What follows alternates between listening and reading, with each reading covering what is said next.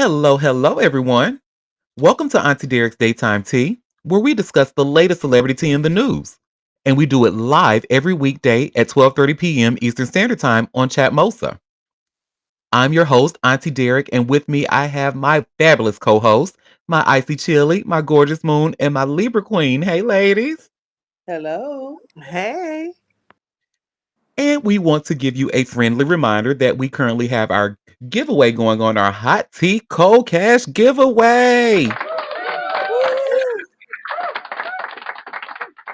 So for the giveaways, terms, and conditions, head over to auntiederik.com/hot tea cold cash. Again, that's auntiederik.com/hot tea cold cash.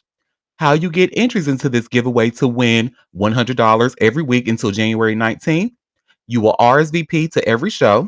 You can attend the live show and stay in its entirety, or post my show on social media with the hashtag Auntie Derek. And don't forget to subscribe to me on Chatmosa so that way you can stay in the know. All right, so now that we got our giveaways, terms, and conditions out of the way, I think we just go ahead and jump right into the tea, honey. Tea time. Well, yes. And you know what we'd like to always start off with if there's any new, Diddy news. of course, and there is. So we actually have two new Diddy stories today. The first one I'm going to share by way of all hip hop. You should see where it says Inside Diddy's Hell, a zoo filled with group sex and insane inmates. I mean, to be honest, based off of what we know about him and what we learned from that trial, this should be right at home for him, but okay.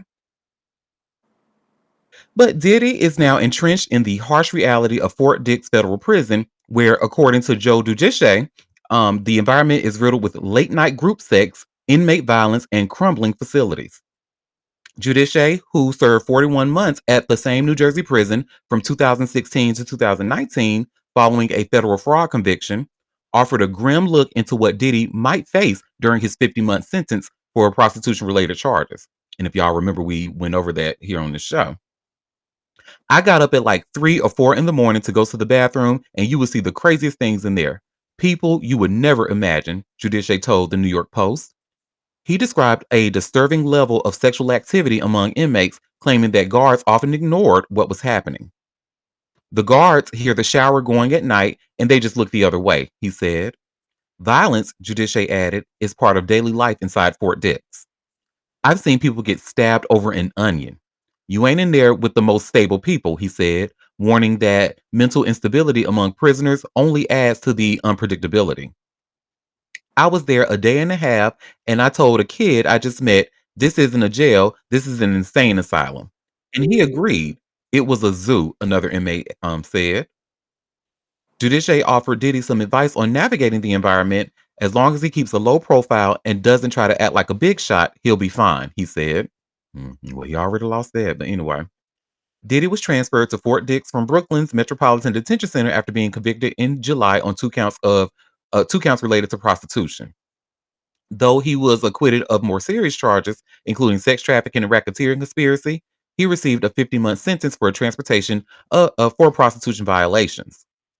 Giudice's own legal saga began in 2013 when he and his then wife, Teresa, pled guilty to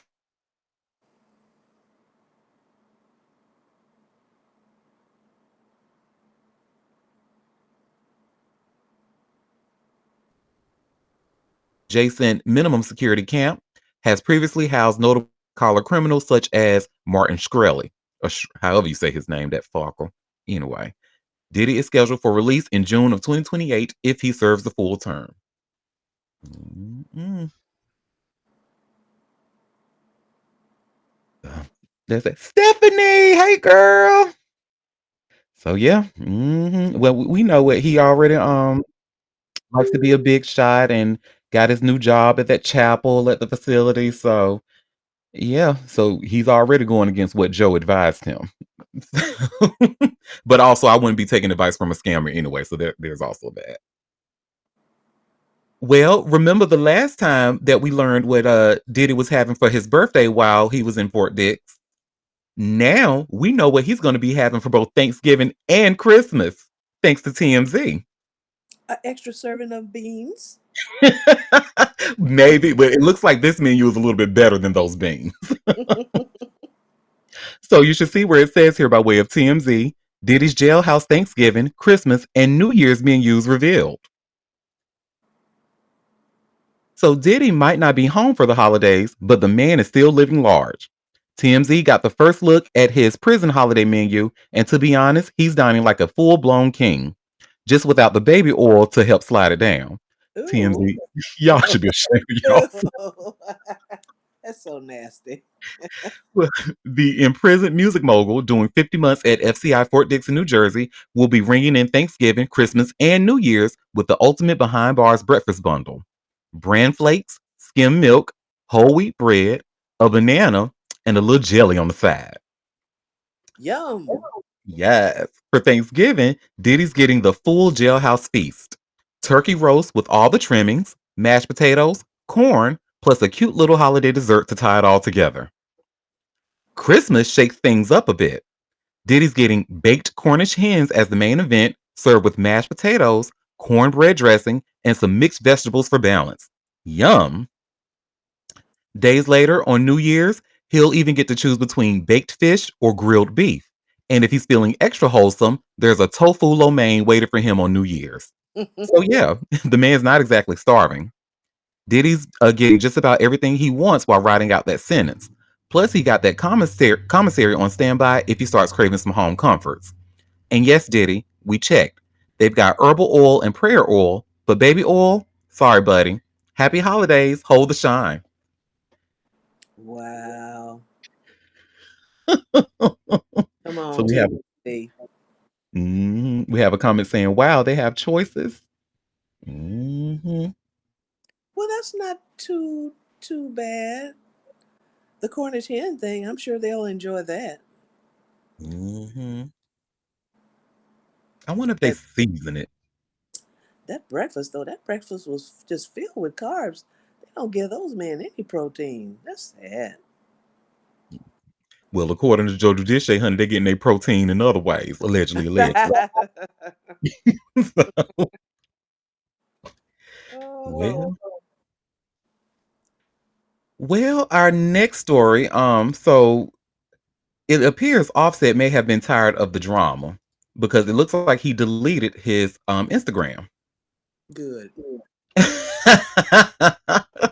So I have this link here from All Hip Hop, and you should see where it says Offset vanishes from Instagram after Cardi B finesse two-time drama erupts. And honestly, y'all, honestly, I was going to talk about Offset and Finesse two times about their back and forth yesterday, but I felt like, y'all really don't like these niggas, so I just kind of kept it to myself. So you're welcome. Anyway, Offset has vanished from Instagram after a storm of accusations from Cardi B and a messy digital clash with Finesse two times left the rapper at the center of harassment claims and online chaos. The 33-year-old Migos alum account now reads profile isn't available. The link may be broken or the profile may have been removed. After Cardi alleged that Offset's social media activity made her feel unsafe following the birth of her child with NFL star Stephon Diggs. The tension escalated after Offset allegedly posted "My kid, LOL" on his Instagram story, and apparent reference to Georgia's paternity law, which presumes a husband is the legal father of a child born during marriage. The post surfaced shortly after news broke that Cardi had given birth to her fourth child, her first with Diggs. Carter responded with a now deleted tweet that read, "Y'all be thinking it's so funny and it's not. It's been over a year and I'm still being harassed and threatened to the point that I feel like my life is in danger.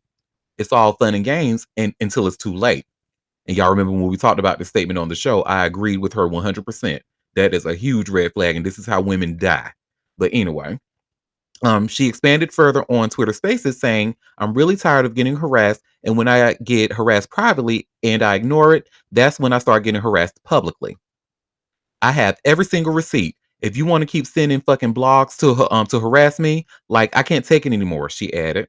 "Sometimes I sleep and I wonder, this is not normal. You see crime documentaries, you see shit on social media about women getting killed every other day."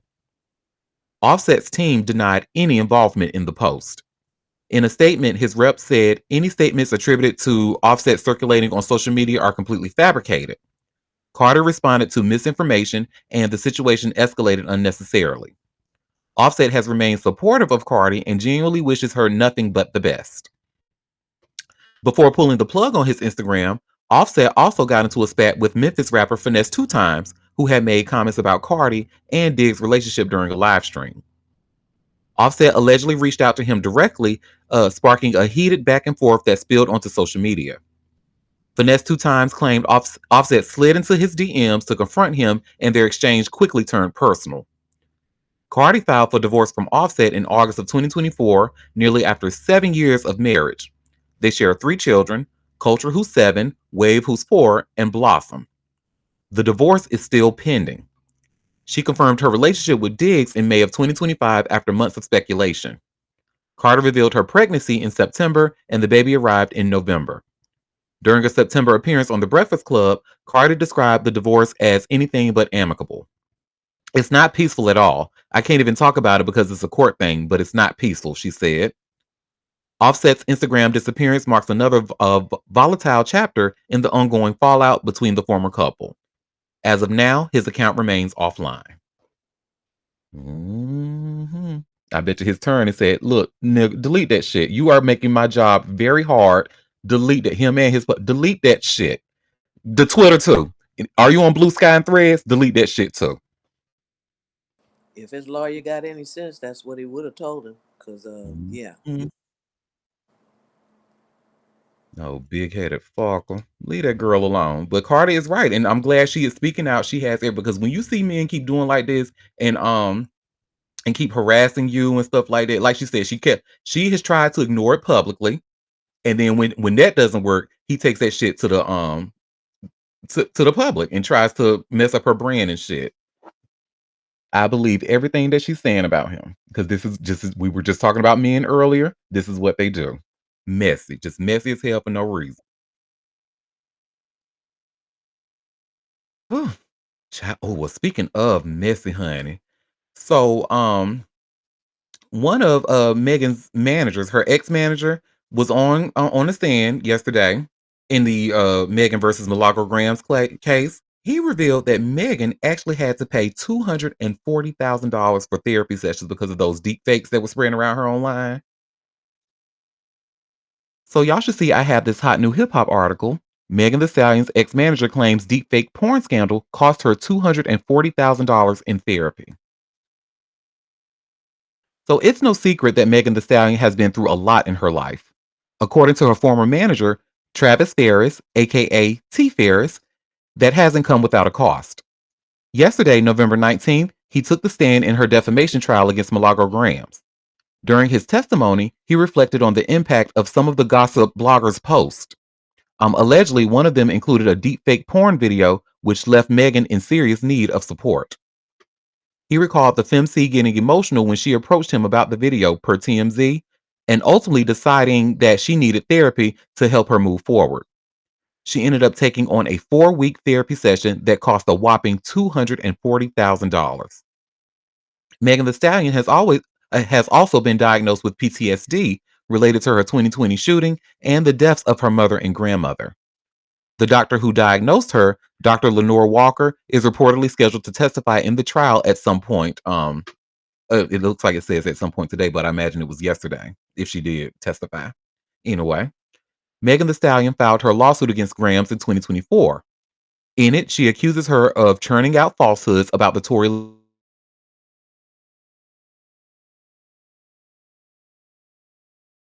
sentence for the shooting. Enough is enough, the lawsuit reads. Miss Pete, a victim of violent crime and champion of women's rights to her millions of fans worldwide, will no longer stand for the defendant's campaign of harassment. In September, Lanes requested a protective order in an attempt to avoid a third deposition in the case. Miami-Dade Circuit Judge Lissette Reed did not rule in his favor, however, meaning he will sit through a third deposition after all. The focus of Mr. Peterson's deposition is his relationship with the defendant, Cooper, not with plaintiff, Judge Reed wrote. Thus, the court does not see how testimony regarding Mr. Peterson's communication and relationship with defendant would serve as prejudice to his criminal appeal. Mhm. I want them to leave that girl the hell alone, for real. For real. Leave her alone. Can y'all hear me? We sure can. He need to vanish off the planet.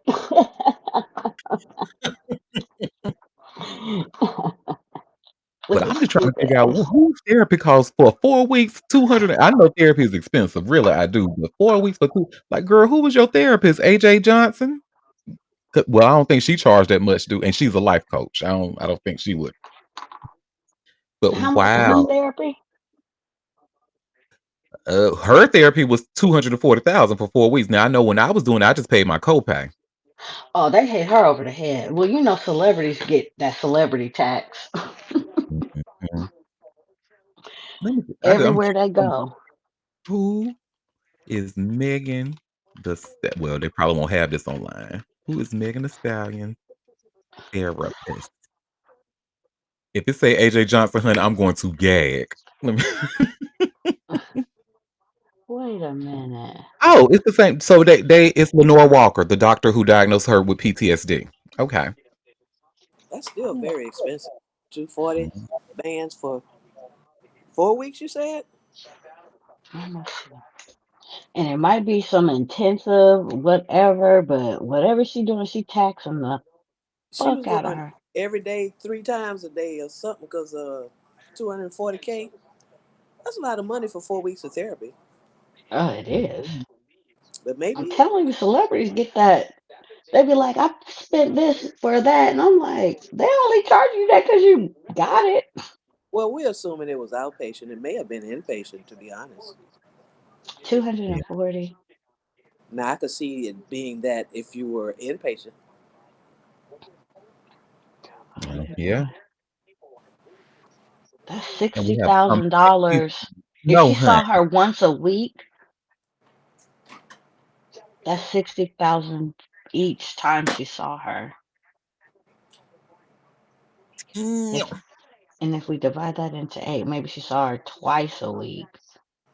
That's still a lot. I mean, either way, it's still a lot. Cause even that's a $30,000 per session, girl. I don't know what kind of treatment they was doing. But the celebrity inflation tax is very high. Oh, and for those who don't know, the reason that I said AJ Johnson, I wasn't just saying that in jest. Like she is a licensed life coach now, and I know she does it for the stars. And if you're not familiar with who AJ Johnson is, you may remember her from Baby Boy. She played Jody's mama. Oh, her? Mm. Yep, her. Or she was Shireen in House Party. Yeah, but you know what? And she's still, and since she's doing a bunch of movies on Tubi too, she's still Yeah. working. Yep. So shout out to AJ Johnson. Yeah, No I didn't know relation. that. I did not know that. She's been doing that for I want to say at least for decades now. She's been a life coach to the stars for a while. Really? I did not Mhm. know that. That's cute. You know, well, I mean, that's why you are Auntie Derek with the T, because, honey, I didn't know. I'm Auntie Derek with no life, honey, and all I do is read celebrity news and all they did. You got a life in me now. Yes. Well, speaking of somebody who needs a therapist or a life coach, honey, our president. Oh, Oh, shit. I hate to have to talk about him unless it intersects with hot topics, and this is one of the biggest hot topics right now. And you should see where I share here by way of TMZ. Donald Trump says he signed bill to release the Epstein files. Uh, Finally, yay! I mean, would you want to be rewarded for doing something you were supposed to do? But anyway, so Donald Trump has signed the bill to require the Justice Department to release all unclassified records relating to Jeffrey Epstein. This comes after the bill was put on the House floor Tuesday for a full vote, and it passed 427 to 1, sending it to the Senate, which agreed unanimously to approve it Tuesday afternoon and send it to Trump's desk. Kentucky GOP Rep Thomas Massey sponsored the bill with California Democratic Rep Ro Khanna, and Massey has called on Trump to release the files himself. Remember, Trump could have immediately ordered the release of the Epstein files at any time without the House or Senate vote. President Trump recently did an about face on the Epstein files. On Friday, he said Republicans would be soft and foolish to vote for releasing the documents, but he reversed course Sunday night and said House Republicans should back the bill, promising he would sign it if it reached his desk. Trump says he has nothing to hide and that Democrats were the ones in bed with Epstein. But Epstein's brother, Mark Epstein, claims Republicans' names are being scrubbed from the files, and that's why GOP are suddenly on board with the release. In a Truth Social post Wednesday night announcing he'd signed the legislation, Trump made it political, claiming Epstein was a lifelong Democrat who was deeply associated with many well known Democrat figures, including Bill Clinton, Larry Summers, Reid Hoffman, Hakeem Jeffries, Stacey Plaskett, and many more. Girl, I guess, girl. Okay, we talked about it. Shit. That's all I got. Because my whole thing is so now what? Now what? So we already know that names have been scrubbed from there, so that's why they so on board to really to do that about face. Now what? And then even if the name were not scrubbed, even if Donald Trump's name was still in there, and they have like overwhelming evidence that he has been inappropriate with underage girls, they would still. This man literally said, "I can shoot somebody in the middle of Fifth Avenue and get away with it," and he's right because y'all have y'all loyal, undying support for his ass. So I got nothing. I mean, I don't expect anything is going to happen. If something does happen, I would truly be surprised. But what may not happen. Speaking of Trump, honey, so y'all remember we talked not long ago about Joe Exotic from Tiger King, and he was pretty much pleading, begging for Trump to give him a pardon. Honey, he want to get out of jail so bad. Mm-hmm. Well, honey, he is still on that fight, honey. And now, y'all, the excuse that he used, y'all gonna be like, nigga, what? But I have this TMZ article. Joe Exotic hopes for pardon after retaining attorney connected to Trump. Girl, you ain't even heard you. Girl, y'all really about to like. So, Tiger King star Joe Exotic has retained a lawyer with ties to President Trump, and now he's hopeful for a pardon. TMZ has learned. As you know, Joe is currently locked up in federal prison in Texas, serving a 21-year prison sentence for a murder for hire plot to kill nemesis Carol Baskin and for wildlife violations. His new attorney, Peter Tickton, went to military school with Donald Trump back in the day, and Joe and Peter seem confident they'll be able to work something out. We're told, although Tickton hasn't been in touch with Trump regarding a potential pardon, he feels like he has an advantage because he's gained the trust of the players involved, one of those players obviously being Trump. The desk was stacked against my client, who was presumed guilty from the start, Tickton told us. This is another innocent man who should be set free. We're told Tickton will. I know, girl. We're told Tickton will be filing a formal pardon and petition for cert with the Supreme Court for Joe's appeal by Christmas. At the New York Military Academy decades ago, Tickton served as Trump's platoon sergeant. Trump was reportedly a captain, which would have placed Tickton as his subordinate. Tickton even wrote a book about Trump in What Made Trump Tick: My Years with Donald Trump from New York Military Academy to the Present. Tickton outlined why he always has, and always will stand by Trump. Mm. Okay, girl. Well, I'm gonna start going around saying people that I know. April Parker Jones, you know that fabulous actress, because she's from Durham, and my mama did her hair once. So I'm gonna say, yeah, I know her. So she should, Mm. because I know her, she should put me in one of her, like her next production or something like that. Yup, I agree. Mm-hmm. Mhm. Silly asses. Trump is not. You look, you and your prison husband, honey. Well, no, I think didn't they get a divorce? If I remember correctly, they got a prison What? divorce. I think. Don't quote me on that, but I think I He do had a. remember. I didn't even know he had a prison husband. Yes, honey, a little Spanish thing, a Spanish speaking thing, I honey. thought he got out. Honey, no, I didn't know. I thought he got out. That's why they broke up. Oh, that may be. And maybe what look, we L- read so much shit, honey, on this show, honey, all Wait, of it. isn't Carol in jail now? Look, didn't Carol get in trouble? Look, when you said Carol Baskins, I just thought about them songs with her name in it. Oh my God, it's such a time. What I don't think she's in jail. Now, they think that she was part of having her husband killed, but I don't think Yeah, she's okay. ever been convicted of And that. she's still out roaming. Okay. Boy, that was a time when we was in the panorama, honey. That was a time.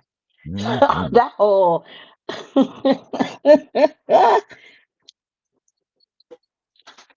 Well, well, while we talking about reality TV stars, honey, let's go ahead and shout out to Happy for bringing this story to my attention. Let's talk about one of the them housewives of Potomac girls. The Potomac girls are just scamming, scamming, scamming, honey. Because now another one of them have been arrested in my not Miami, but in Atlanta. look, come on, black girl, stop it. Stop it. What y'all doing? Quit being embarrassing. Shit. Scamming. That's what their asses is doing.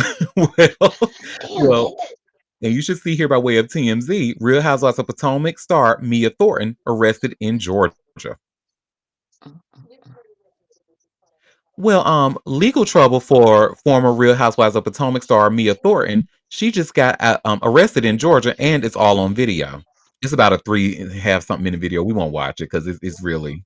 I was like 3 minutes. That's a long time. Yeah. Well, Mia was busted Wednesday at Hartsfield Jackson Atlanta International Airport and booked into the Fulton County Jail on a larceny charge. Police body cam footage shows. Cops say Mia has been accused of stealing from a furnished condo to the tune of $11,000. Yeah. Police allege Mia moved out of a furnished condo last month and took the furniture and a TV with her, with the condo owner filing a police report claiming Mia moved out without notice and in the middle of the night. Mia announced back in April she was leaving the Real Housewives of Potomac franchise after 4 seasons and she's moved down to Atlanta. In announcing the move on social media, Mia said, "This next chapter is already full of exciting opportunities, and I can't wait to take you all along for the ride. Big things are coming. We've reached out to Mia's camp. So far, no word back." I mean, Girl, is they. this one of the big things right here? The big thing is that big TV that she stole out that furnished home. Like, stop, y'all. Stop being.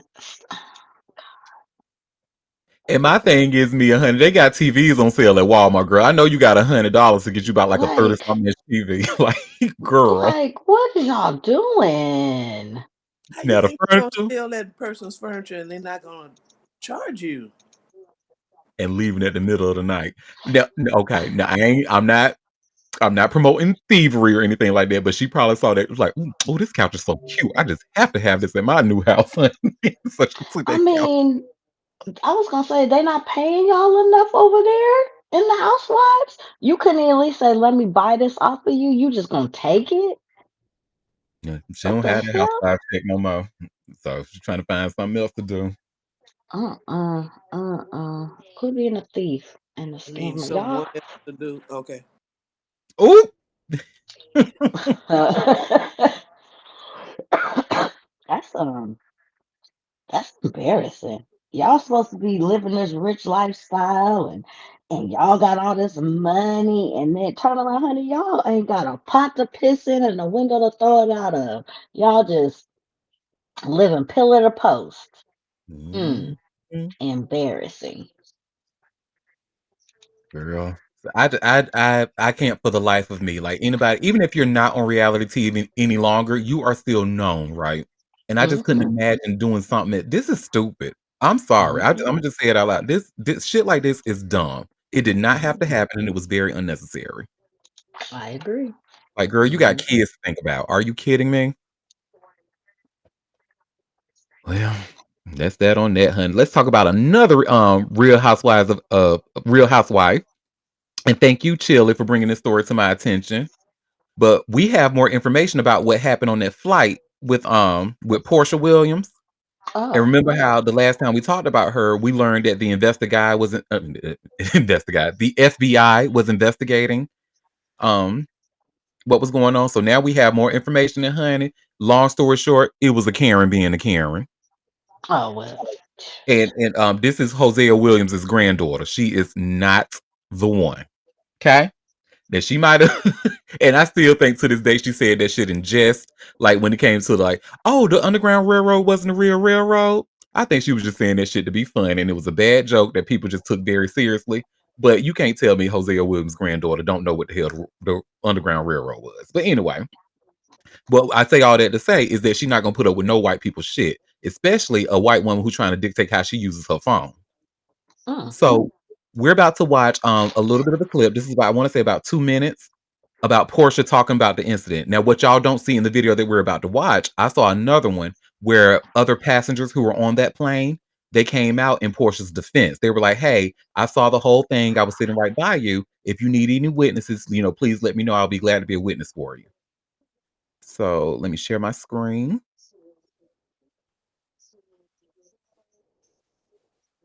Y'all see what it says? Portia Williams Delta flight was over phone volume. Passenger called me a bitch.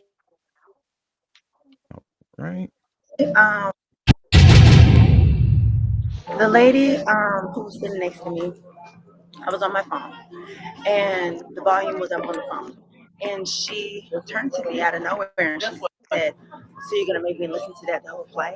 And I said, "Well, do you want to?" And she said, "No." And I She will said, make you listen to what? "Am I gonna make her listen to my phone?" Oh, okay. Yeah. So I said, "This is before we took off." Yes, even before we took off. So you guys were in Las Vegas when that happened? Yeah. The plane was on the ground? The door was shut? It was, okay. People were still Oh, boarding? oh, okay. Oh, okay, I couldn't tell. Okay. Okay. So she was like, are you gonna make me listen to that? I said, well, do you want to? And she said, no. I said, well, it was a nicer way to say that. And she said, bitch, you don't tell me bitch. And I was like, are you okay? I'm okay. I'm okay. I'm just telling him what happened. You were using your phone, it was Yes. loud. Yes. And she complained about the louder. She asked me, thank you so much. She so the music the Instagram was on and she told me, am I gonna have to listen to that? And I said, well, do you want to? And she said, no. I said, okay. And then I said, well, it was a nicer way you could have said that, And then she says, what bitch? She's like, bitch, you don't talk to me. And I was like, are you okay? From that point on, she said, who the do you think you are? And so oh, no. I said, y'all need to get her out of here. Please get her away from me. And so then when she tried to take her phone and record, and she drops her phone on the floor. She's like, you hit me. Oh my God. You hit me. You just hit me in my face. Oh my God. I'm pressing charges. I want you to be in jail. Blah, blah. And I'm like, what's happening? So the stewardess Also, her comes up. phone dropped on the floor. You didn't slap the phone from her hand? No. Okay. So then the steward comes over, and then the steward says to her, says to me, because I say, get your ugly ass out of here, because then I'm upset. Then the stewardess says to me, you're an adult. You're an adult. You can't be cursing like that. No, and I said, why are you chastising me? Like, this woman is the one going crazy.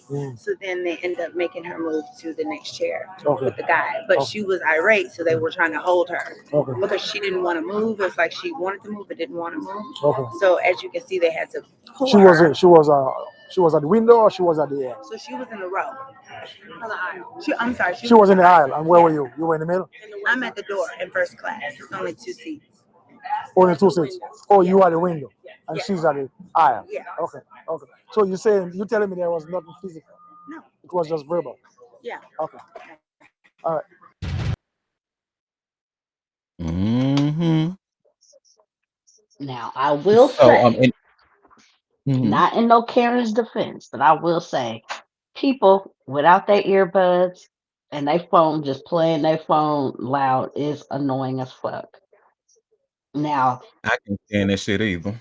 if we haven't taken off, now I do be side eyeing and seeing what you finna do when this plane take off, and I would have said something if we got that far and you still ain't put some earbuds in or did something. But for her to act a fool going forward, like all that, and the door's still open and people still filing in Yeah, Mhm. but when and you being a hear the Karen. white woman give her version, then you will understand just how out of line Mhm. she was. Yes, it's annoying, but tone matters. And Yes, it Mhm. does. You know, when you hear her talking, you be like, "Oh, this woman here got issues." Well, I mean, I was going to read about what she said, but do y'all want to see what the other lady had to say, or do y'all just want me to read about it? I think you should show it so you can see that she was being very nasty about it. Oh, and I believe she was. She was And Hmm. definitely being a Karen. I believe yeah, it. Oh, look she at her. She looked like Karen. blowing it way out of proportion. Like they do. Hmm. Well, let's see what she has to say. Before I say anything, I want to know, is my information going to be given to the woman who assaulted me? No, ma'am. Because I'm afraid for my life. No, ma'am. Oh Okay, my so God. It's I sat in my, I was sitting in my seat. She mm, was the last passenger to come on board. mm, So when she came on board, she said, I'm in that seat. I said, no problem. I jumped up, got far away from her so she had plenty of room. She had to put stuff in the upstairs thing. I understand that. Took plenty of time. Sit back down. We never spoke other than that. And after about 25 minutes of her on Instagram, full blast, every time she would flip, because apparently it was from a loud place, I jumped because it was so loud. And she was, so I waited 25 minutes, give her time, let her do whatever she needed to do. And then I said, am I going to have to listen to that the whole time? And she said, do you like it? And I said, no. And she said, well, I don't like the way you asked me. mm, I said, don't put this on me. And the next thing I know, there was a fingernail so close to my eye that I thought I was going to be physically attacked. She had her, I don't want to do it to you, sir. She had her hands in my face, screaming, calling me crazy, mm, on and on and on. So now the flight attendants can't come help me because they're strapped in for this takeoff. My phone is sitting against my leg on my lap. mm, So I take it to video to try and protect myself. mm, And as soon as I go like this, she takes her hand and goes like that and throws my phone. And everybody sees the phone go down the end of the whole airplane. And the flight attendant told me he saw her knock it out of my hand. mm. And that's assault. And So I'm she 70 actually, years old. so she actually knocked the phone off your You're hand. damn right she did. Okay. I didn't drop it. All right. All right. But Can here's you? what I'm afraid of. I'm afraid she's going to have me killed. So Oh my can you do me a God. favor? Can you write me a statement of what happened? I certainly can. I have it written down in my phone. Can you just jot it down on this bit of paper? You want to sit somewhere private over here? Did you hear that shit? I'm Now sorry. Like, that girl, now that fingernail in her close to her, I was like, well, that do kind of sound true. But for her to talk about she's scared for her life, girl, bye. she's gonna have me killed. Girl. So she made up her story to really put her in a good light. Like, well, don't Hmm. Mhm. put that on me. Now, Oh, I what know. was it? Portia says she called me a bitch. Like, come on, lady. She left that part out. Of course she did. And Ugh. what y'all didn't see, because y'all did see that the white woman I was talking about, who was another passenger on the plane, she offered to be Portia's witness, but y'all didn't Yeah. see there was a white man who came out and did the same thing. He was Hmm. saying, "Hey, I was sitting 2 rows behind you. I saw the whole thing, and I saw that you did not hit her." Didn't touch her. Yeah, I don't think she did. So Now that finger, she probably pointed that long nail. she made all of that up. But hitting her and doing all that. Smacking her phone out her hand. And it went all the way down the aisle of the airplane. Like, okay, girl.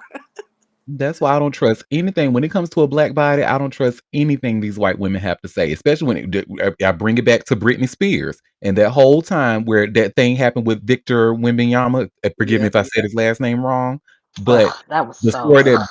yeah, the story that Britney told, because I remember reading it. The story Yep. that Britney told, oh, the security guard just he slapped me in my face so hard that I fell nearly to the floor and this and that. And the only thing the security guard did was slap his hand away slap her hand away when she was trying to touch victim. Excuse me, Mm. sir. So I said, oh, she was being a Karen and the security was doing his job. So people got upset with me for saying that. I'm like, Mm. well, did y'all see the yeah. So She then the police got involved. The Los Angeles Police Department got so they essentially tried to get this black man fired for doing his job. Hmm. She embellished that whole damn story, ending with, "I'm afraid she's gonna have me killed." Oh, over a loud phone. Come on, Karen. Mhm. And we We have a really comment do. saying, quote unquote, "Afraid for my life, too fearful to be talking like that to a stranger." Yes, and that's that fearful for my life. That's that trope Hmm. that the police Always. use to kill unarmed black people, Yeah, black Hmm. women. the aggressive black woman. Mhm. Hmm. That whole that whole I fear for my life, girl.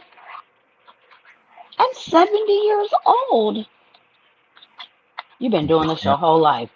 Mhm, and I told y'all Portia was sitting in first class. I was like, "How something like No, this of happen course in she first class?" was. Because that white bitch who thought she wasn't supposed to be in first class, so she mad that she don't. Now, again, just like Moon said, I can't stand somebody being around me with that loud ass phone. Put on your fucking earbud. But Hmm. who am I Well, to tell you that you can't play your loud ass phone, right? You paid your money for this flight just like I did. well, but if you do, there's a way, to ask nicely. Would you mind, turning that down or putting on earbuds? And if they say no, well, then go on about your business. And because you can't make them. But Mhm. she called her a bitch after Portia said it was a nicer way you could say that. I'm sure she said it in a very disrespectful way, not like she said, you know, "Are you gonna make me listen to that the whole flight?" Like, so innocent. I'm so innocent. Mhm. Something similar actually happened to me, on a New Jersey Transit train years ago. I wanna say, what, 2011 maybe? And I think that that white lady kinda sensed that I wasn't the one, 'cause, so this is back when y'all know the Beats headphones. Everybody had a pair of Beats headphones because they were the thing back Right. then. So I had on mine. Now I I can go on record and say them Beats headphones were terrible, honey. They kept saying that they had the noise cancellation and all that, which is cool, but the problem was with those Beats headphones, everybody around me heard my music along with me. So if I had that shit like and I played my music to the max, and I wanted that shit to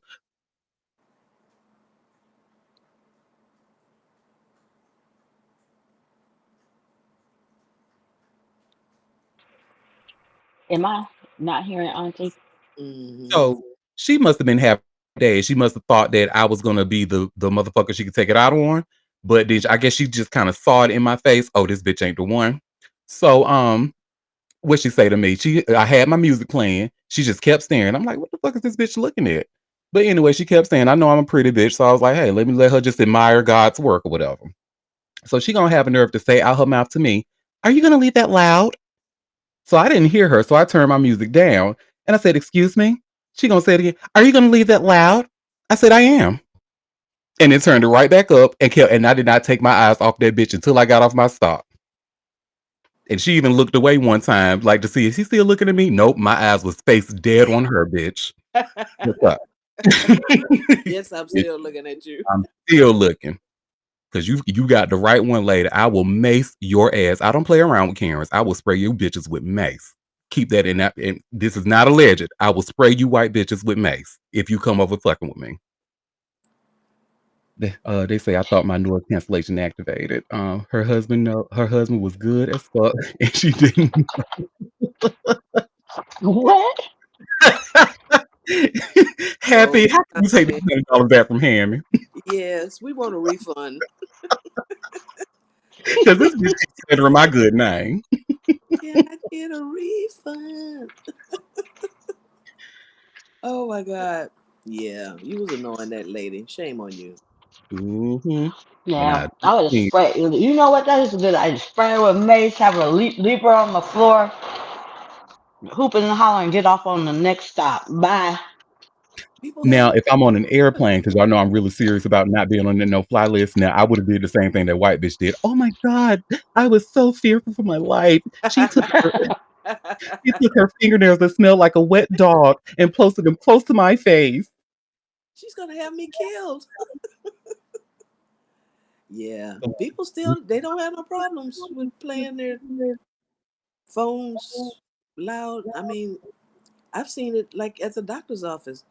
People be listening to videos or whatever. It's like, man, I don't know why they want to hear that. Nobody. But Yeah. I don't say anything. I just put my earphones in. Right, because I just feel like, we are too old to be out here teaching other people who other adults common courtesy, right? I feel like that's something that you shouldn't even want people to hear what you got going on your phone around you. But again, everybody's not like me, everybody's not like you. So No, and these are old people doing it. It's like I just put my pods in because they really cancel out the noise really well, and you know, just concentrate on what I'm doing because yeah, they do that. well, I got two of our next stories. I have two stories that are updates from what we talked about yesterday. So the first update, we learned that Mystical with his predatory ass was going to court, I guess trying to, see if he can get bonded out. They said, "Bitch, no." Bitch, no. You keeping your rapist ass up in there. So you should see where it says here by way of all hip hop, Mystical denied bond again, stuck in jail until 2026. Good. That ain't Mhm. long enough. The last time your ass got out of jail, you raped somebody. Well, that's until his trial. His trial is in 2020, so he still might not be getting out because he still got to fight that. Good. Cause what a disappointment he's been. Yeah, this Yes, ain't his first indeed. rodeo. The judge say hell to the no. Hmm. And Mystical was denied bond in Ascension Park, where a Louisiana judge ruled the rapper will remain in custody until his trial on rape and other felony charges begins in 2026. The 55-year-old performer appeared in court as Judge Stephen Thoreau rejected his request for release despite emotional offers from his mother and business manager to monitor him if granted bond, according to Louisiana First.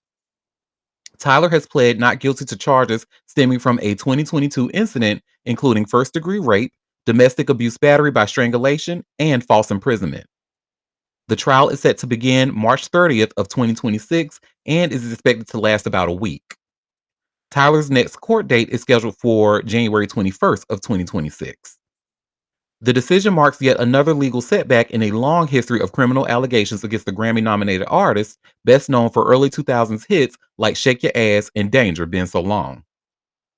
Tyler's criminal record includes a 2003 conviction for sexual battery and extortion involving his hairstylist. He served 6 years at Louisiana's Aileen Hunt Correctional Center after pleading guilty to coercing the woman into oral sex while accusing her of stealing $80,000 in checks. A videotape of the incident was later found in his home, leading to a prison sentence despite expectations of probation. After his release in 2010, Tyler registered as a sex offender but continued to face legal trouble. In 2012, he was arrested for domestic abuse battery, which landed him back in jail for violating probation. In 2017, Tyler was charged with rape in Caddo Parish and held on a $3 million bond until 2019. Those charges were eventually dismissed, but his time out of custody didn't last.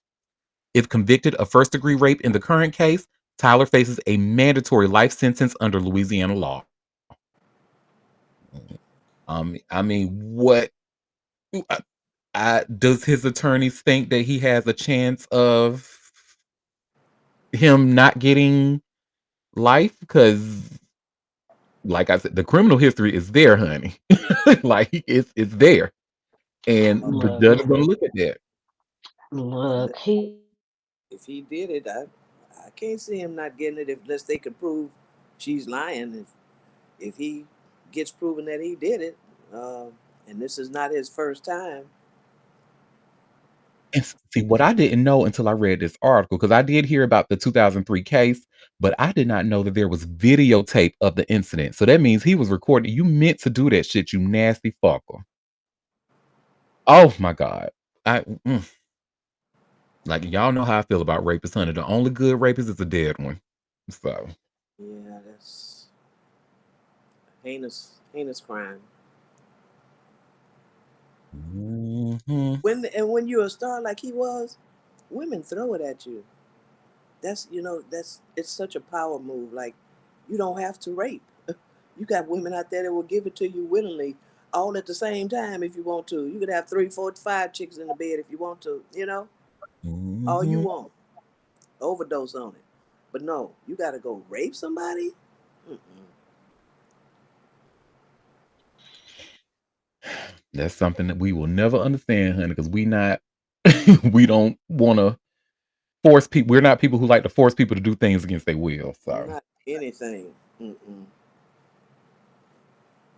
well, this next story is just pretty much like a official article what Moon was telling us yesterday, because when we started talking about Usher suing Brian Michael Cox and those other men for that failed restaurant venture, Moon mentioned a post that Brian Michael Cox shared on his Instagram, or on his social media rather, pretty much stating that he and Usher's 27-year long friendship is still good.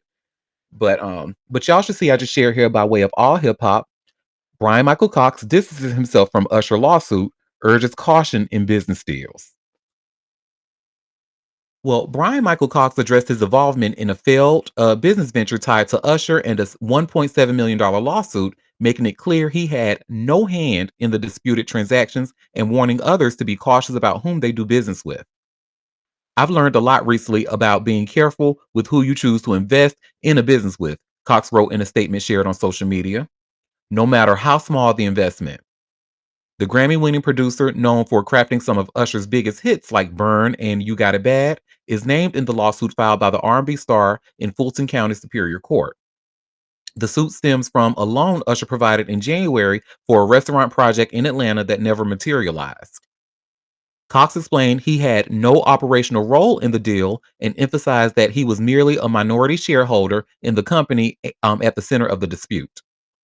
I'm currently in the middle of a failed deal that I didn't orchestrate. And while the situation has been disappointing, I know my name will be cleared by both sides, he said. It's just unfortunate that this clarity didn't come sooner. Usher's complaint also names Keith Thomas, Charles Hughes, and entertainment attorney Alcide Honore. The lawsuit claims the $1.7 million loan was intended to help secure a Buckhead property for a restaurant called Homage ATL.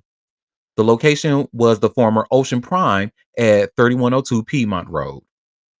Though Usher declined to divest directly, he agreed to fund the deal through a loan. The money was placed in a trust account with the understanding that the property would be purchased promptly. But after months with no progress, Usher asked for the money back. While $1 million was returned in August, the remaining $700,000 remains unpaid. Court filings allege Honore admitted the funds had been used for other purposes, and making repayments is not that easy. Usher's legal team is now seeking $4.9 million in damages, citing seven separate claims in the lawsuit. As of Tuesday, none of the defendants have filed a response. Cox made it a point to separate the legal matter from his personal relationship with Usher, which has spanned nearly 3 decades.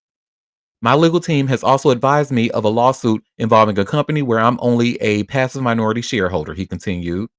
I was not a participant in that business transaction and have no involvement in the ongoing legal process. While I'm unable to share more details right now, I want to make one thing absolutely clear. My 27-year friendship with Usher remains fully intact. He ended his statement by thanking those who have shown him support. I appreciate everyone who has reached out with concern.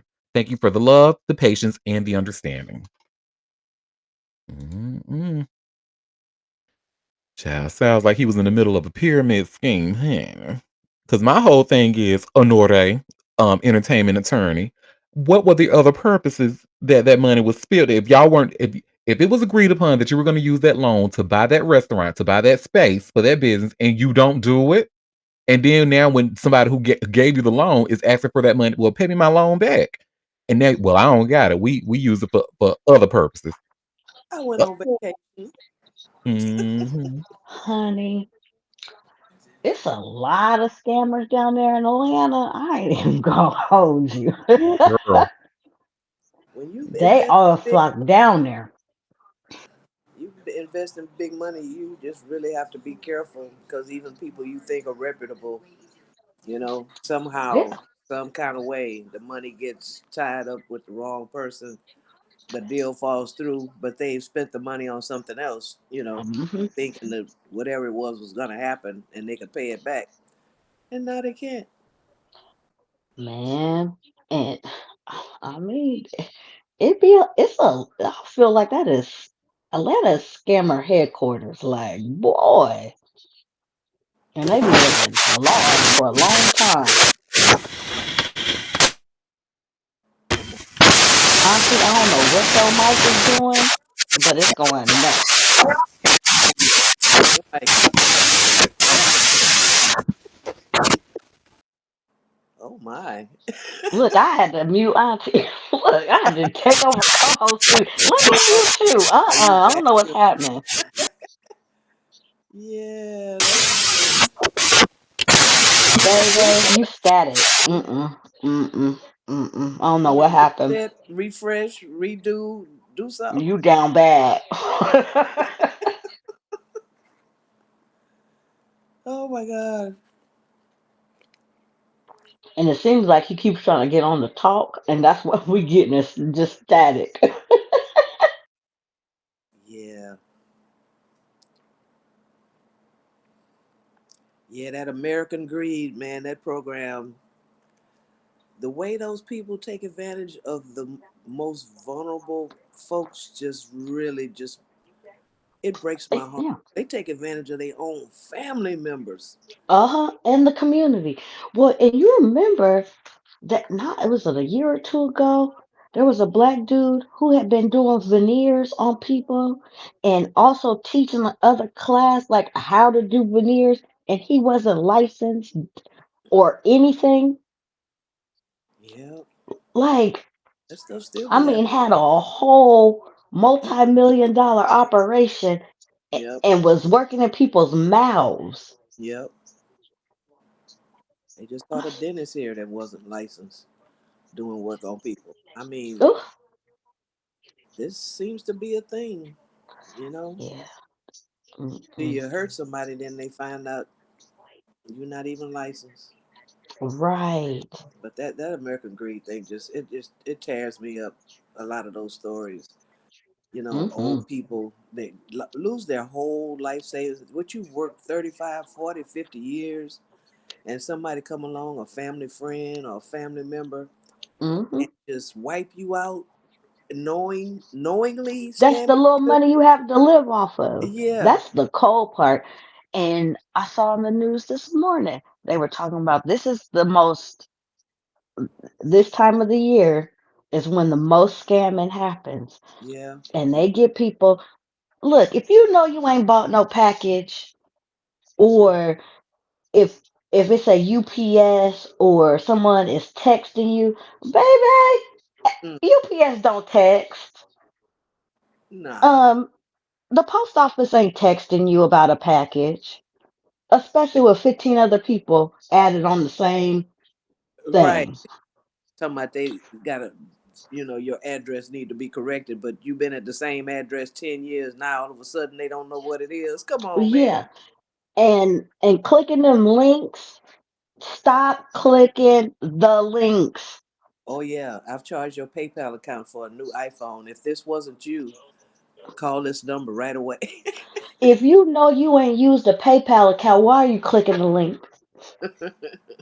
Why are you doing that? I need your y'all to start using y'all common sense.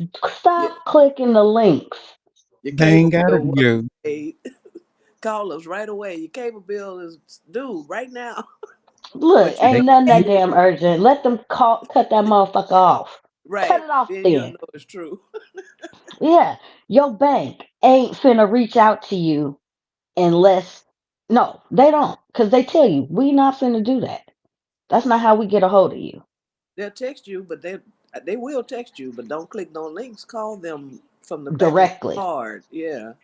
Yeah, call and don't call the number they give you. Call the number on your card. Yes, Yeah. call the number that you know for your local branch or something like that. Don't. Go up there. Anything. Don't click no Yeah, and call no numbers.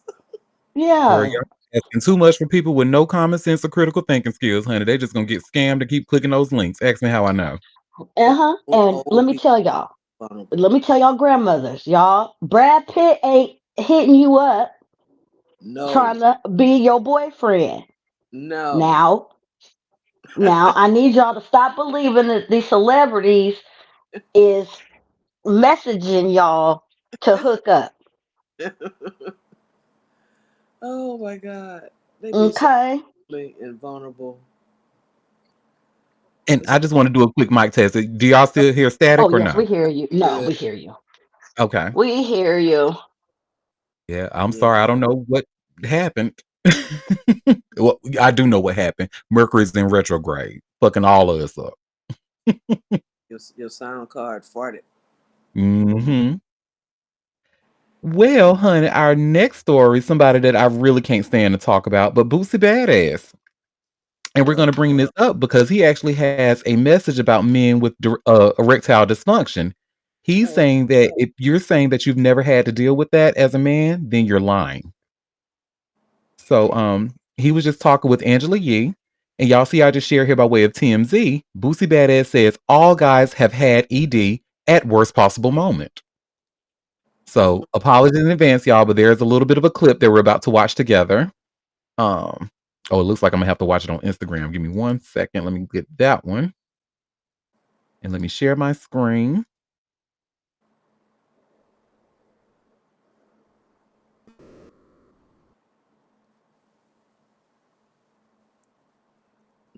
mm, Okay. Have you ever not got hard? It Ooh, was like, Yes. Everybody, that happened to every motherfucker. you're right. If any motherfucker tell you it ain't to happen, he a motherfucking lie. Nigga, you lying. A lot of guys that You say fucking lie. no. Never die. You a motherfucking lie. Recharge. You a motherfucking lie. It could be the baddest bitch in the world. Something going saying that not make that motherfucker get up. Not tonight. That motherfucker say nah. ooh, sorry, looks like internet is interneting. but it's okay because the way he's talking, we get it.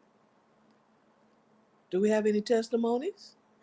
Eat it. eat that pussy. That's Yeah, right. you gotta eat. You gotta lay But down you like a can't sniper. eat every cooch now. You gotta lay down like a sniper. Yeah. like a Oh my Yeah, goodness. you gotta eat pussy I like a just sniper. visualized a sniper. Yeah, don't eat pussy with your ass all up. Bitch, what you trying to get flipped? You gotta lay down like Hey, nigga, you better lay down like a fucking sniper and eat that pussy.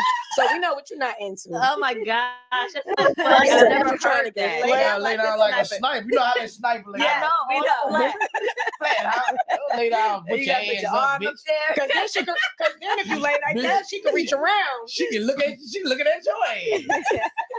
Can be tooted up. Gotcha. Do you remember the first time a woman squirted on you? Yeah, I thought she peed up. Yeah, I know you did. Did you like it? I ain't really like it. I ain't gonna lie. I ain't gonna, I ain't really, Believe it or not, a lot of men don't like that. I ain't Like, really like wow, it because it everybody was be so out hot. here- Bad Have you bitch. ever not got See, that's straight people business, honey. But so he's saying with them yellow eyes, honey. Look at them yellow eyes, honey, in that thumbnail photo. Good lord. But he's saying that any man who is sitting here saying that you have never had he said if your dick didn't die, then you lying like a motherfucker. So, but I, I'm actually gonna Google some ED stats real quick because I understand that it's actually like very common amongst a lot of men today.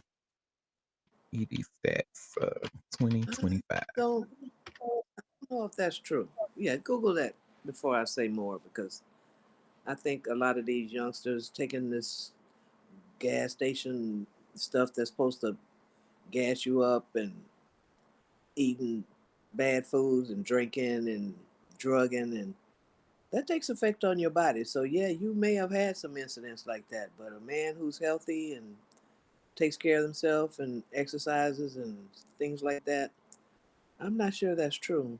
That every man, the way he's saying it. It ain't every man, it's his diabetic ass, honey, that can't get it up. So that's why he got it down to a science. He says you can't be eating pussy, honey, with your ass tooted in the air. You got to lay down like a sniper and go in, honey. Isn't it the one who showed making Kool-Aid pouring like a half a gallon of sugar in it? And they say Well, you yeah. diabetic. That's that okay. Well, yeah, I can understand. It's probably happened to him a lot. Okay, and I'm trying to find some good stats to read. about ED.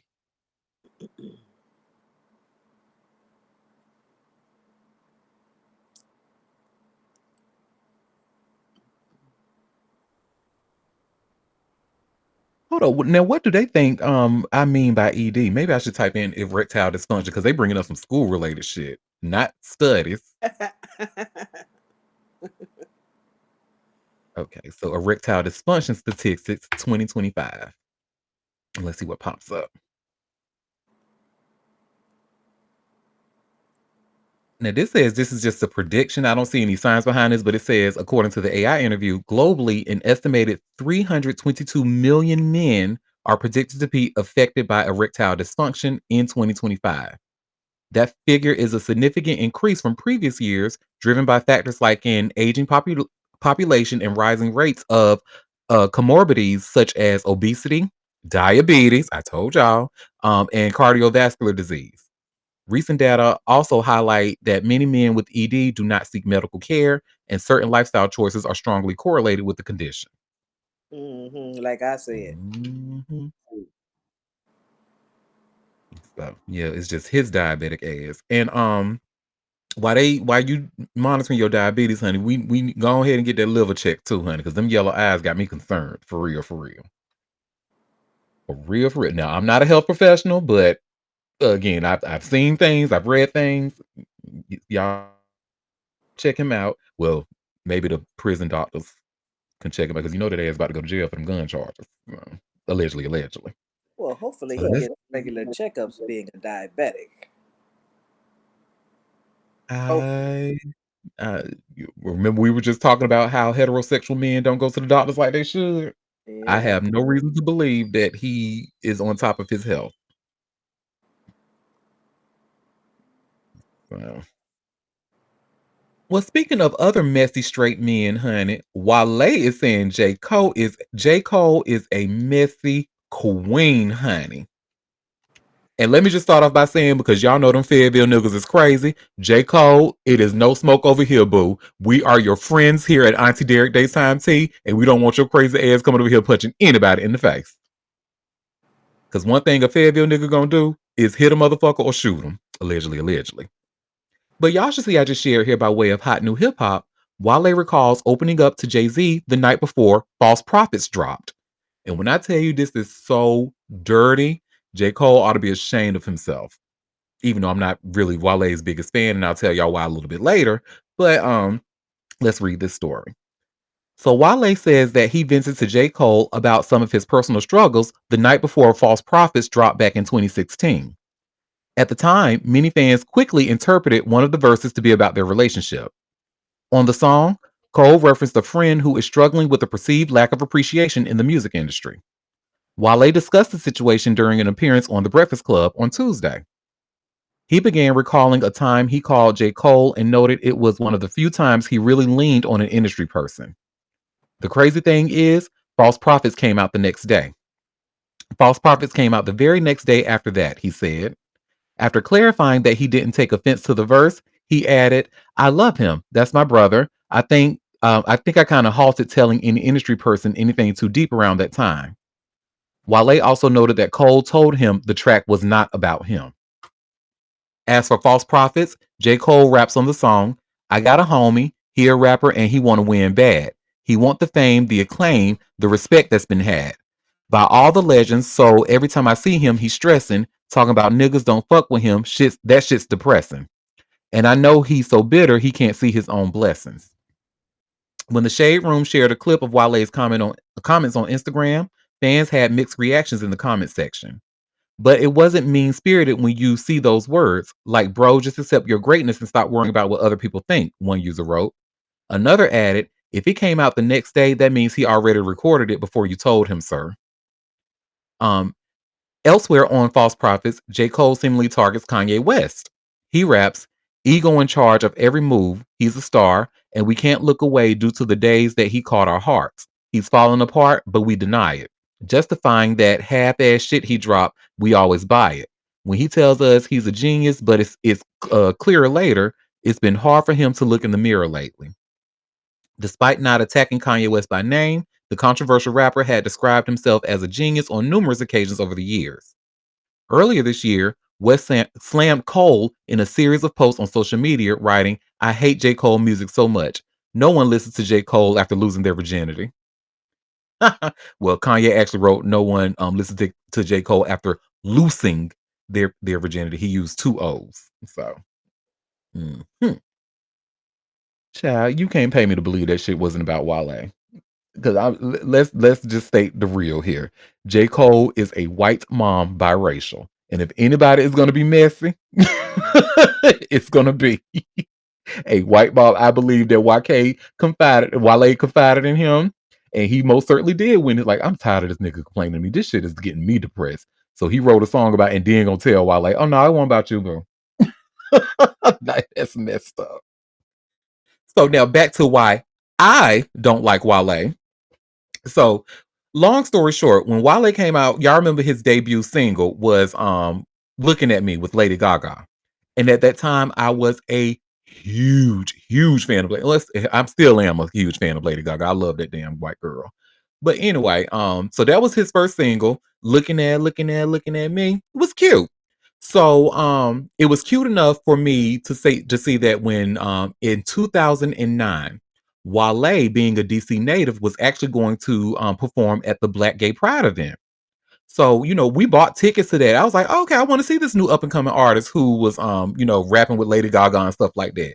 So, him being with Lady Gaga and me not knowing at the time there was a whole industry thing, the industry put them two together, whatever. I'm sitting here thinking that, maybe he's cool with gay people because, Gaga is all about that gay shit.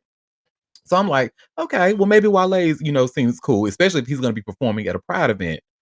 Baby, so the day of he was supposed to perform, we learned that it wasn't going to be Wale performing. They actually got Jay Holiday instead because word on the curb is Wale found out it was a gay event and he's like, nah, and canceled. So it's been fuck Wale since 2009 because of that.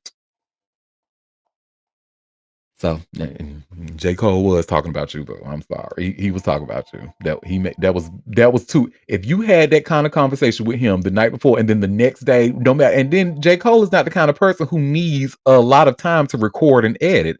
If y'all have been following his journey since his MySpace days, like I have, back then he was known as the therapist when he was rapping.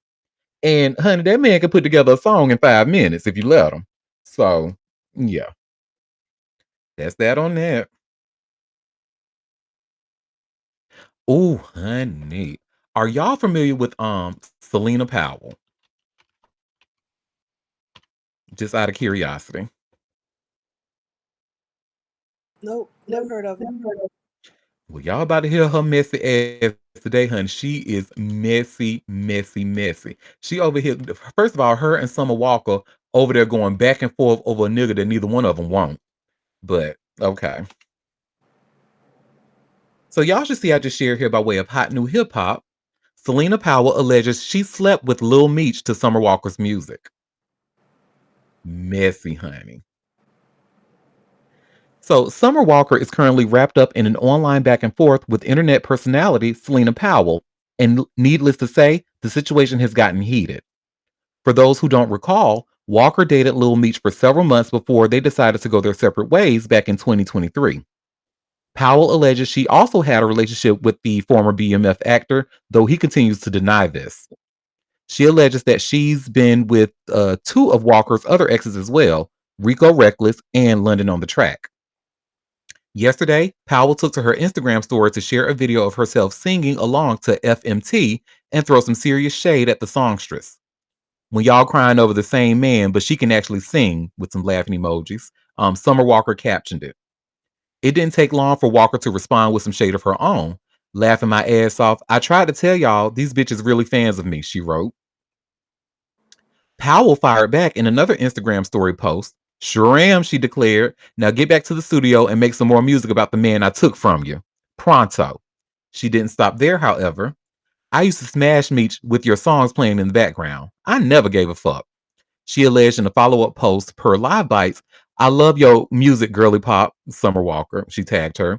Oh, and I had London on the Track before you and Rico Reckless, and Meech all before you. So please shut the fuck up and just sing.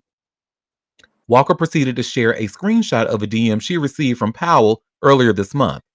In it, she congratulates her on her new album, Finally Over It, and apologizes for any drama she brought into her life.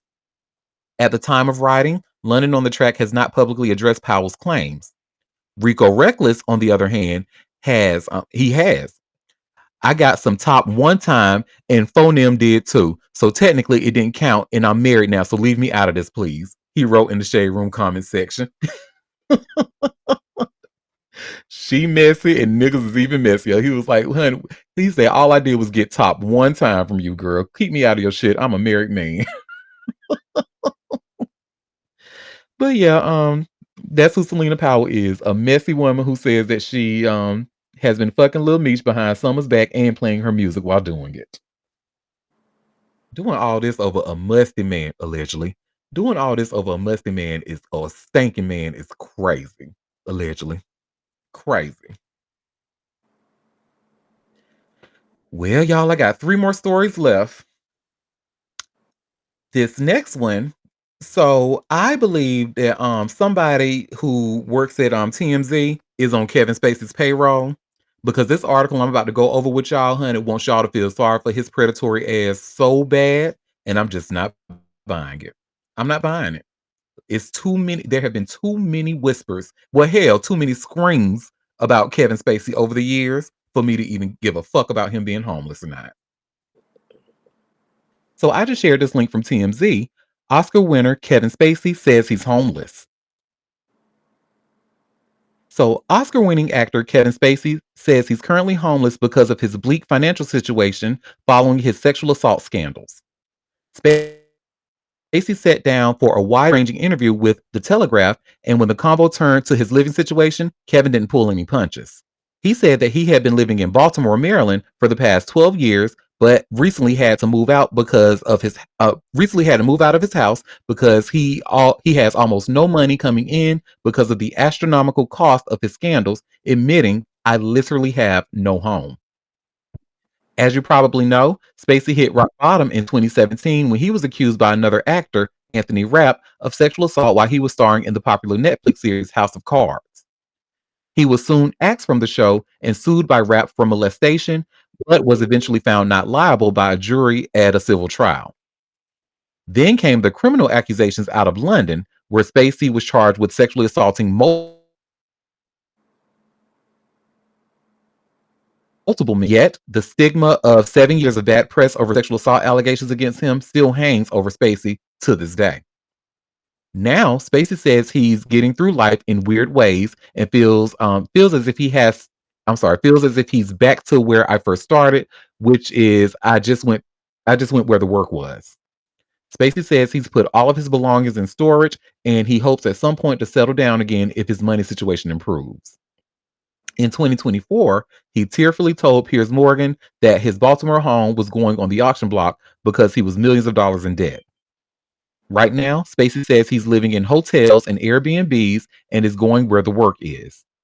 He also says there's a bright spot in all of this. He's not bankrupt. Girl, fuck you. Fuck. Next. Okay, fuck a Kevin Spacey. Goodbye. Look, Next. Auntie, I had that just in case you didn't. It had popped up on my thing, and look at you. You the Auntie with the T. Boy, you be on that shit. Well, I can't take all the credit. Shout out to Google and TMZ as well because they know I like mess, so they keep the messy shit in my inbox.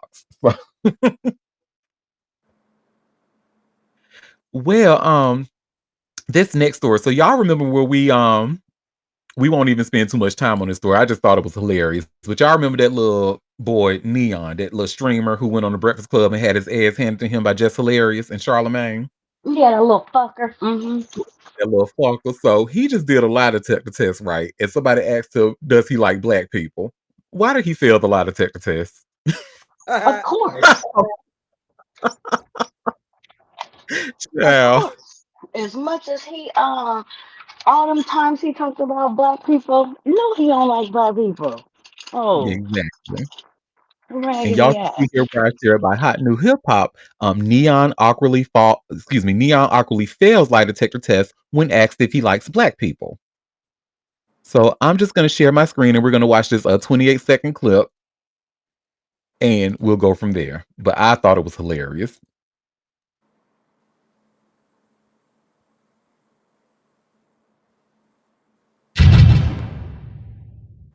Are you an Indian? Yes. True.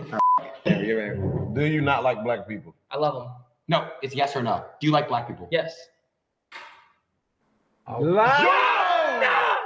don't do that. That looks so bad. Yo, this is not. Yo, stop. Don't do that. I love it,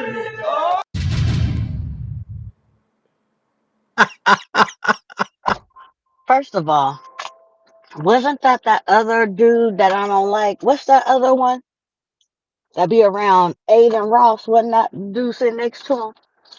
Yeah. Mm-hmm. All that, you know what? That Last little one. fucking culture is fucking terrible. And them niggas sitting up there with them, they need to be slapped. Where's y'all mamas at? Cause y'all, Ugh. That's on brand, honey, when you know that who is the weakest links out of our community.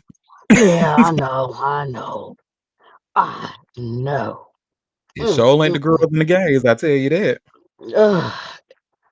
It ain't the real gays, cause there's some other gays that's weak links. Touche. Mm. You right. Mm.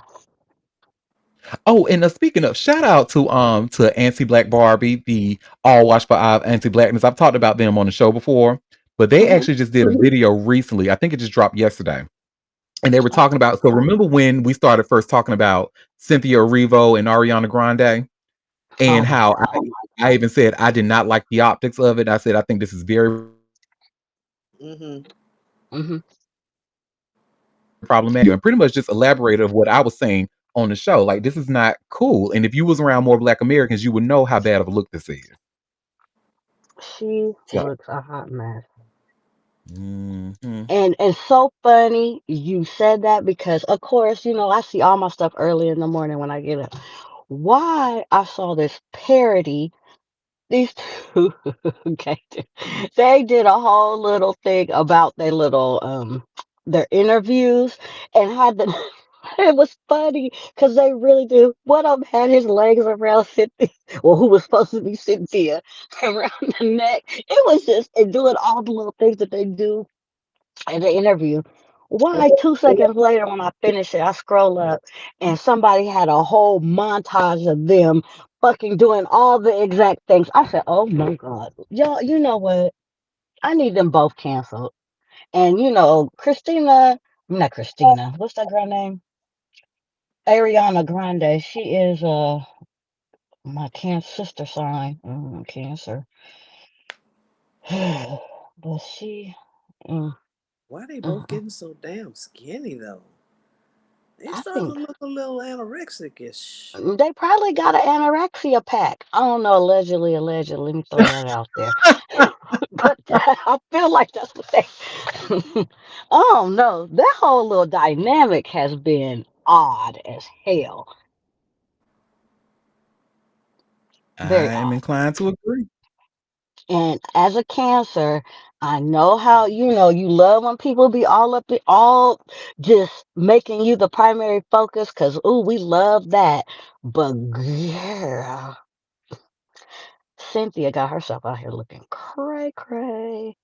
And I don't know, where is her girlfriend at that she stole? She's around. She around, and even Nancy Black Barbie even answered that question, like, how does she feel about like all of this and all of these optics? So yeah, but the video I was talking about, I just shared it to on slide 18 for those who are listening and watching. So yeah, definitely check that out as well, and subscribe to Anti Black Barbie's channel because baby, that bitch is the watchful eye of anti blackness for real, for real. So shout out to Anti Black Barbie, and we can go right to our last story. So if y'all need any other reason to hate Kim Kardashian, I'm about to give you one more. I don't think you really needed it, but We don't, but go honey, ahead. well, she's sitting there spending money on an old ass Bible that her daddy gifted to OJ Simpson, and she Mm, bragging about it. So you should see what I share here by way of TMZ. Kim Kardashian pays $80,000 for Bible Dad gave OJ Simpson. And I'm just going to share my screen and we're going to watch this quick clip of it, of her talking about, girl. Do we have to? Oh, Yes, because if I had watched the shit, so do y'all. oh, You ain't gotta punish us. oh God. Well, it's only 49 seconds, I promise. Okay. You want to sit up here on the table with me? You are not going to believe what it is, nor will you even care. But you will understand one day this is really special to me because this used to be my daddy's. When someone goes to heaven, their energy is always here with us. Wow. So if anyone was wondering, or anyone was wondering, I just got it.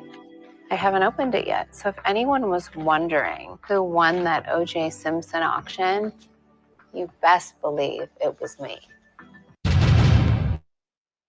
Oh, girl. Anyway. Okay. Yawn. Now, look, yawn for sure. I get it because if I'm a billionaire and something of my dad that he owned and he's gone and I want it, $80,000 is a drop in the bucket for her. That's like she just spent $800. Ain't nothing. Um, and I get why she would want it, but girl, bye. Not I after don't care. OJ done touched it. Maybe it did belong to OJ her. probably ain't even wasn't even looking at it, child. I Cause wouldn't he look at it. OJ. He probably thought he was God. He probably didn't even use it. He was probably taking the pages out of that Bible and wiping his ass with it. Allegedly, allegedly. I wouldn't want it around me.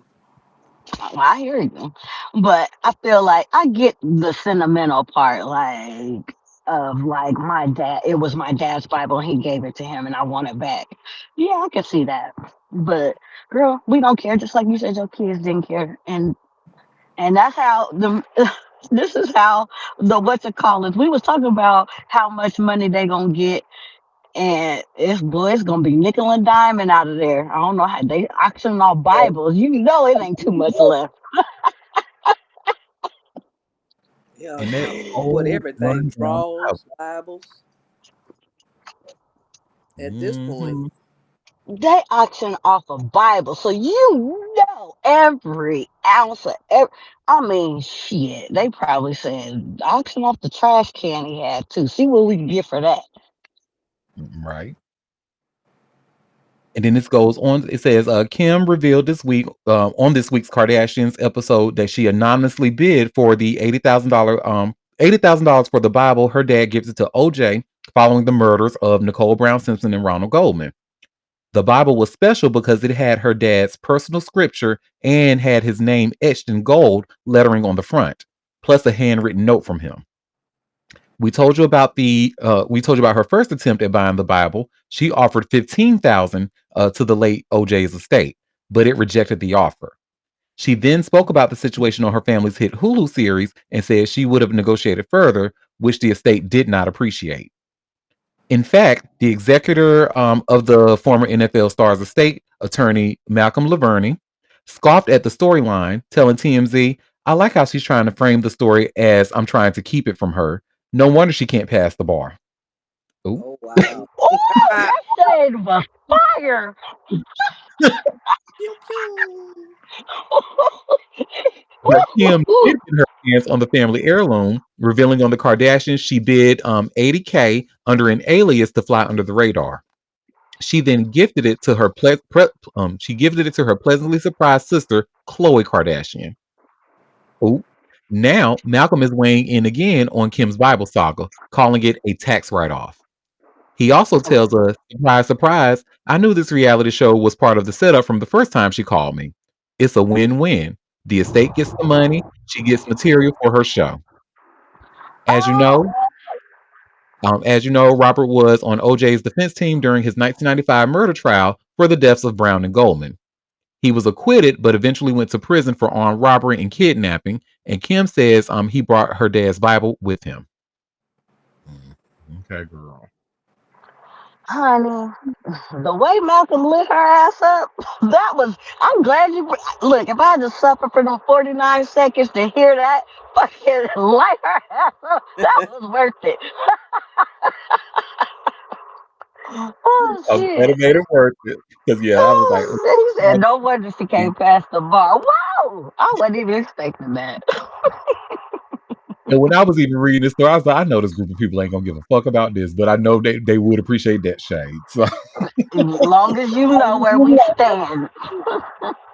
Yeah, that was a nice read. It was worth suffering. It was. Especially because it was a surprise. Oh, shit. He pulled that gun out quick. Pow. and it said we have a comment, 80,000 towards the Goldman family, but gross that OJ used it. Yep. And it says, I think it's just the Bible her dad wrote on when they sent OJ to Prince. Yep, that it is that's the one, according to this story. Hmm. Yeah, I get it wanting something, especially his name is on it and so on and so forth. Give me my daddy thing back. But other than that, fuck them Kardashians. Ugh, God, I'm so sick of their asses. Me too.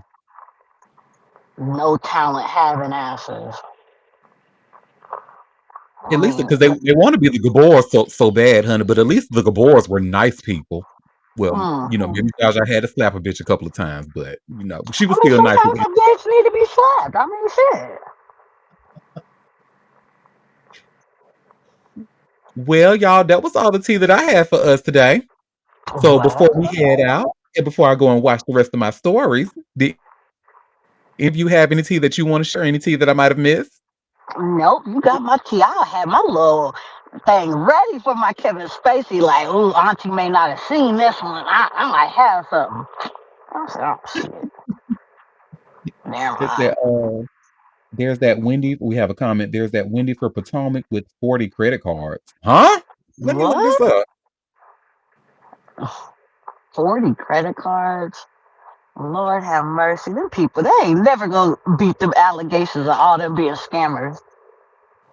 No, but why? Why when I Google search it, one of the first thing that came up was Wendy Osefo 40 credit cards. Oh, so Lord. 40? You ain't even, a wallet can't even hold all of that. That's weird. They ain't never gonna be scammer allegations. That's probably the most scamming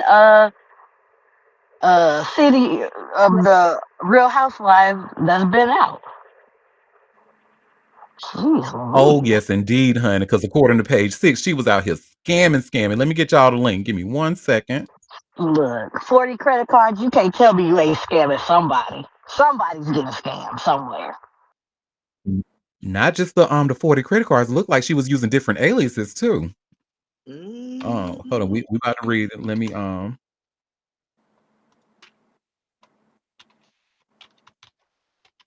this is a page 6 article, so I have to do a custom link. Oh, yeah. Wait a minute. What is going on with Potomac? I feel like what's in that water over there that everybody just over here lying, cheating, and stealing? They They're a trying to bunch of do colorists and they like to keep up with the Joneses and what the Mm, complexion for the protection do, but you don't realize you don't have that complexion. okay. Okay. hmm Hmm. Now every time a housewife get robbed, because somebody else just recently said that they got robbed. And I was thinking, I wonder if this is a scam.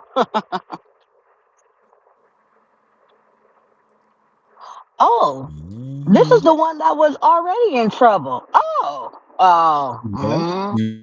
Mhm.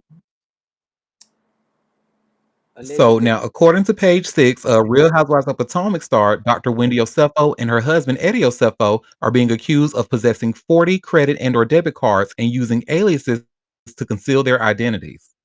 The Baltimore Banner reported Thursday that prosecutors are seeking additional financial records of the couple as they believe they will show a pattern of excessive spending and support a motive in their criminal fraud case stemming from a reported home burglary. In newly filed court documents, prosecutors allege that the Yosefos have approximately 40 credit and or debit cards, some of which are believed to be in company names. Says prosecutors also allege that the two have used the names Pam Oliver and Eddie Hennessy in a deliberate attempt to mask their identity. Additionally, prosecutors allege that Wendy falsely denied using PayPal, Venmo, and Cash App to pay for jewelry. The state anticipates seeing purchases as well as returns on the financial records. Additionally, Additionally, the state expects such documentation to show a pattern of excessive spending supporting motive in this case, prosecutors wrote.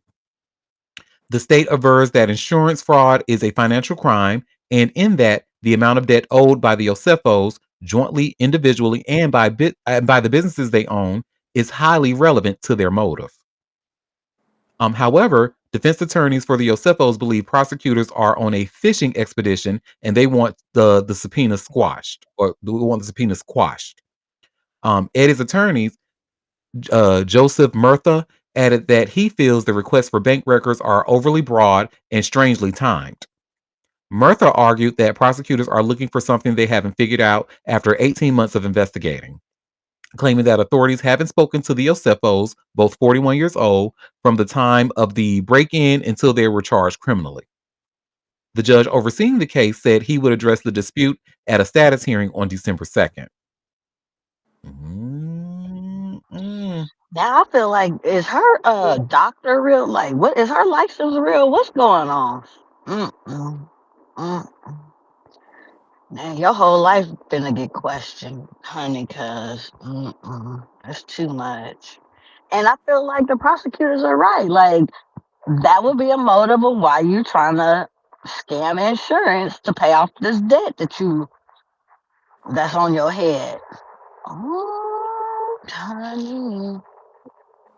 It was the names they were using, though. Pam Oliver and Eddie I'm Hennessy. Hennessy, I'm like, are you fucking kidding me? Like, you should get caught. And why Pam Oliver gotta be in it? You didn't send her no wigs or get her a new lace front. Don't be using her name. Leave Pam out of this. And we have a comment. The financial pressure these ladies are going through. The only housewife I've seen wear jeans and not glam up in many tapings is Denise Richards. Everyone else glams out, set by Erica from the Beverly Hills Housewives. I want to see them more normal. Yeah, I agree. They should be more, Yeah. but they have it now. They got the everybody got to be in ball. They are at a damn reunion episode with ball gowns on the shit. Even I thought from when they started doing it, I'm like, really?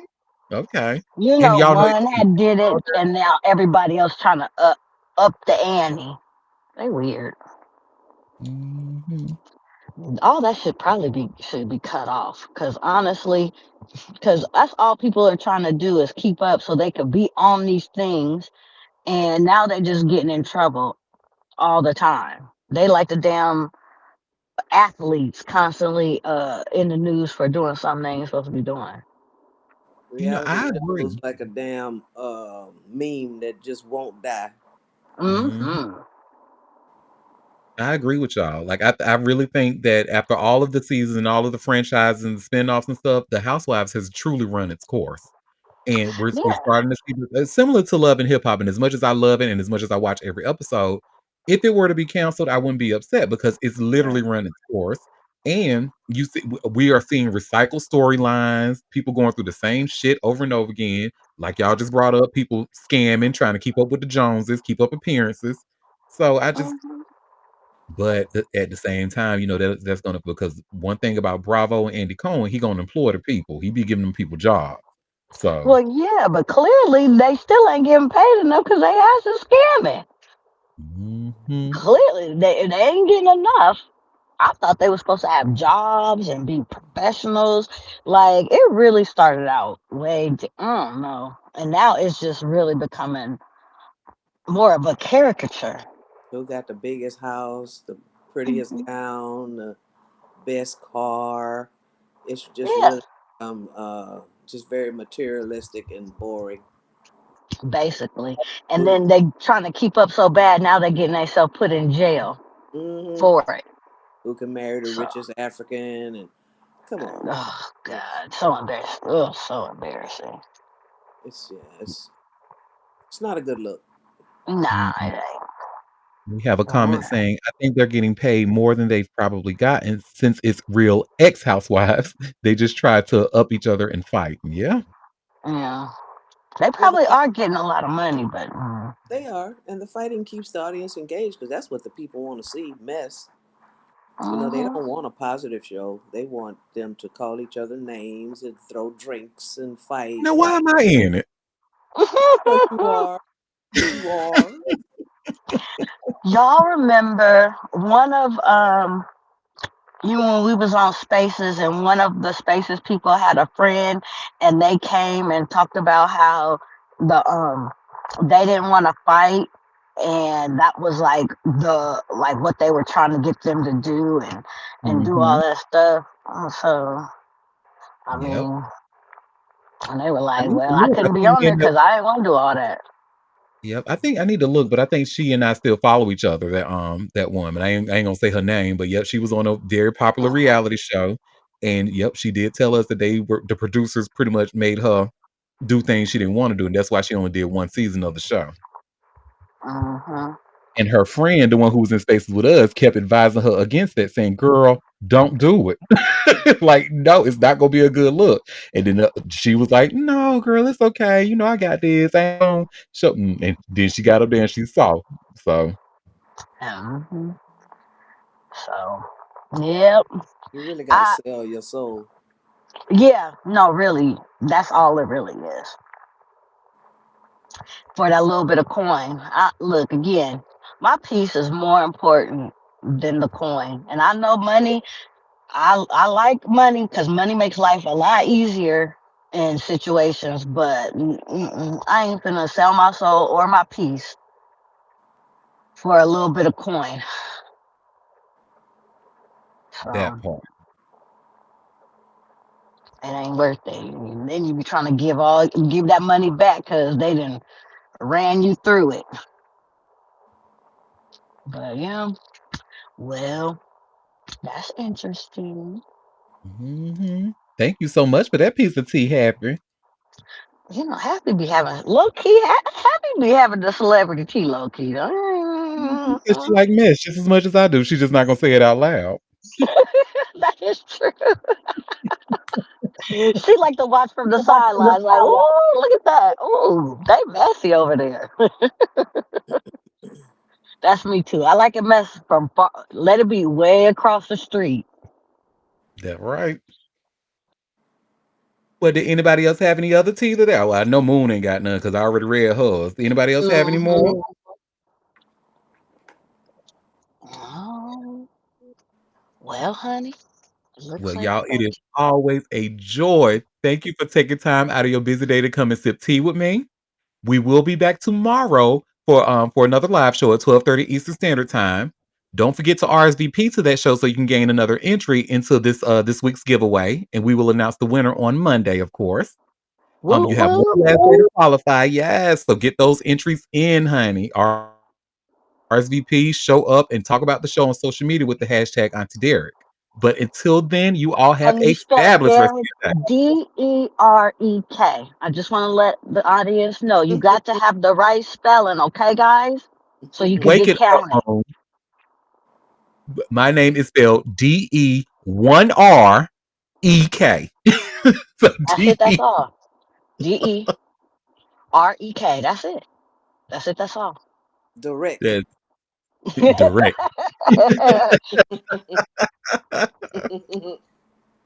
Well, you all have a fabulous rest of your day. Bye, Bye, guys. y'all.